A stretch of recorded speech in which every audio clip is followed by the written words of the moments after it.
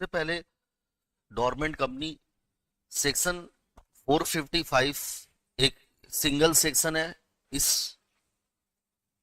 Chapter के लिए dormant company का। सबसे पहले डोरमेंट कंपनी की डेफिनेशन याद रखनी है अपने को। डेफिनेशन दो पार्ट में है। Dormant company means a company incorporated under this act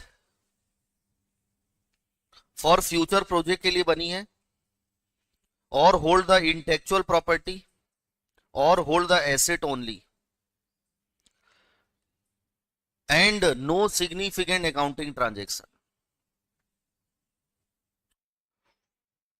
और सेकंड है इनएक्टिव कंपनी। ये दोनों कंपनी अप्लाई कर सकती है आरओसी को डोरमेंट स्टेटस लेने के लिए। इनएक्टिव कंपनी का मतलब है एक ऐसी कंपनी जो पिछले कुछ सालों से कोई बिजनेस नहीं हो रहा है, उसमें no business activity has been, या पिछले 2 सालों में कोई सिग्निफिकेंट ट्रांजैक्शन नहीं हो रहे हैं 3 सालों से, और पिछले 3 सालों से कंपनी ने या तो एनुअल फाइनेंशियल स्टेटमेंट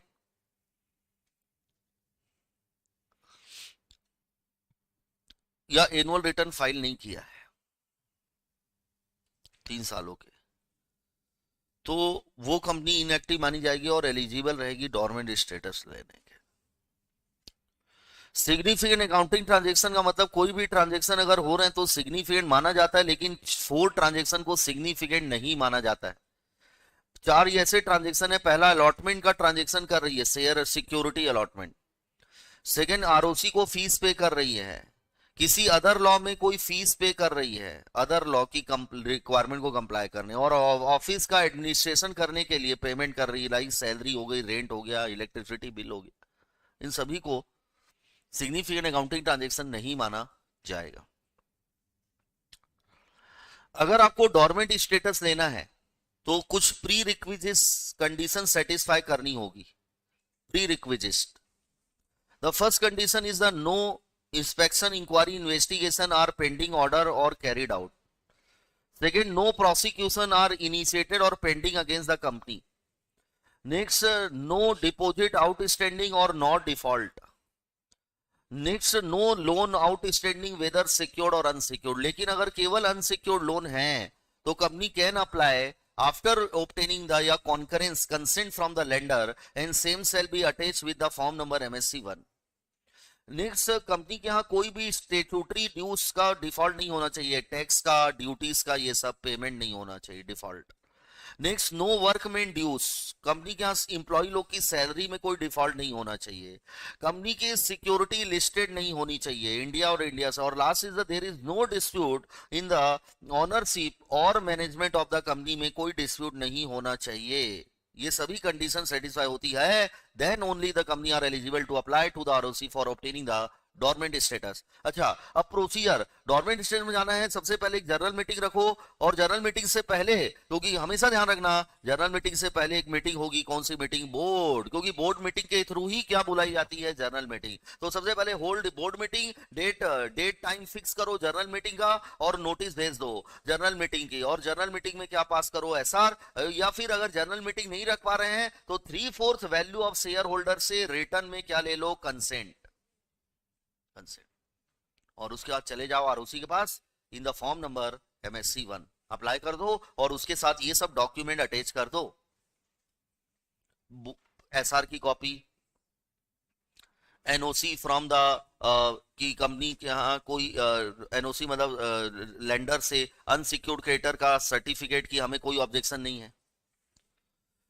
कंपनी का सर्टिफिकेट की कंपनी के यहाँ कोई भी इंस्पेक्शन इंक्वायरी नहीं हुई है, प्रोसिक्यूशन नहीं पेंडिंग है, मैनेजमेंट में कोई डिस्प्यूट नहीं है, ये कंपनी खुद सेल्फ सर्टिफिकेट सर्टिफाई करेगी कि हमारे यहाँ ये सब कुछ नहीं है। ये सब MSC1 के साथ अटैच करके फाइल कर देंगे आरओसी को। आरओसी अगर सेटिस्फाई हो गई तो MSC2 में डोरमेंट का आपको सर्टिफिकेट दे देगी। और कंपनी को फिर साल भर में केवल एक ही रिटर्न फाइल करना है MSC3 में, एनुअल रिटर्न ऑफ डोरमेंट 30 दिन के अंदर from the end of financial year duly audited by the CA, charter accountant के द्वारा MSC3 में ऑडिट होगी। मतलब ऑडिट होगी फाइनेंशियल पोजीशन में, फाइनेंशियल पोजीशन बताया जाएगा, मतलब एसेट लायबिलिटी कितनी है उसकी ऑडिट होकर MSC3 में फाइल होगी। अब डॉर्मेंट को बहुत सारी रिलीफ मिल जाएगी। अगर आप डॉर्मेंट रिटर्न चले गए तो साल भर में केवल एक ही रिटर्न फाइल करना है MSC3, और कोई रिटर्न फाइल करने की जरूरत नहीं है। दूसरा, आपको साल भर में केवल 2 ही मीटिंग रखनी है, ईच हाफ कैलेंडर ईयर में 1 मीटिंग। आपको कैश फ्लो बनाने की जरूरत नहीं है, cash flow statement financial statement में ये इंक्लूड करने की जरूरत नहीं है। आप पर रोटेशन का लॉ अप्लाई नहीं होगा, ऑडिटर को क्या करने की जरूरत नहीं रहेगी, रोटेट। ये सब एग्जम्पशन मिलेगी डॉर्मेंट कंपनियों को।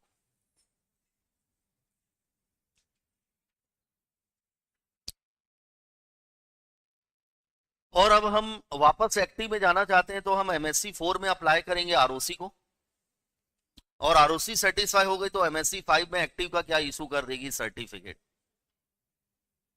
अच्छा, अगर कंपनी डॉर्मेंट की जो कंडीशन है उसका वायलेशन करती है तो डायरेक्टर लोग 7 दिन के अंदर अप्लाई कर देंगे कि हमारा स्टेटस वापस क्या कर दिया जाए एक्टिव, क्योंकि हम डॉर्मेंट की कंडीशन क्या नहीं कर पा रहे हैं, फुलफिल नहीं कर पा रहे हैं।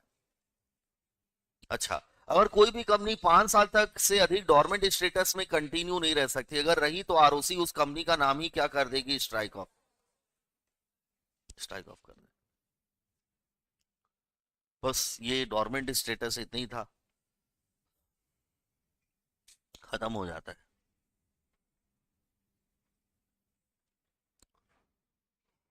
अच्छा, डॉर्मेंट कंपनी को क्या क्या कंप्लायंस करने पड़ेंगे, डॉर्मेंट कंपनी को भी मिनिमम क्या मेंटेन करना पड़ेगा, डायरेक्टर 1 2 3, 1 OPC में, 2 प्राइवेट में और 3 पब्लिक। डॉर्मेंट कंपनी को भी अलॉटमेंट का क्या फाइल करना पड़ेगा, रिटर्न, अगर वो PS3 में।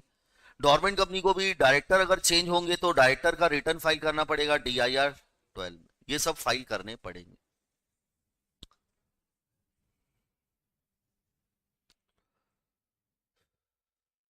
तो यहां पर हमारा डॉर्मेंट कंपनी टॉपिक खत्म